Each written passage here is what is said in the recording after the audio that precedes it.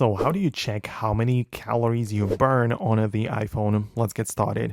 So if this is your first time on this channel, subscribe so you never miss anything important.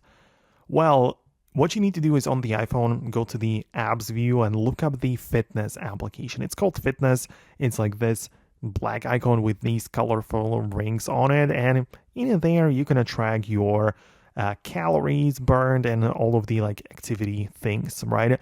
The point is that this heavily depends on whether or not you are using the Apple Watch as well. Because if you do use the Apple Watch, not only the results are going to be much more accurate, but there's going to be so much more data for you to check out and browse.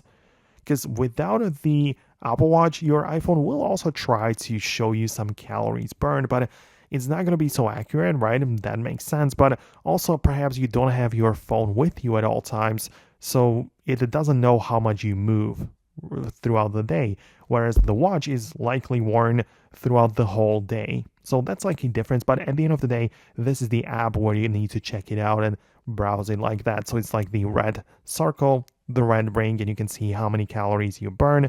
And also, if you open it up in the full page, you can check out not only the active calories, but the total calories as well. So this is where you can browse all of the information. You can also check out the health application for, on your iPhone and see the activity in it there. So you'll also be able to see like the steps and the distance, and even the calories are available to be shown and browsed through the health app. So that's like the second place where you can see it. But personally, I find it to be much better inside of the fitness app. But yeah, the data is going to be the same anyway. So yeah, do whatever you need with it. Let me know in case you have some additional questions. Subscribe for tutorials and videos like this one, and stay tuned for more so I can see you later.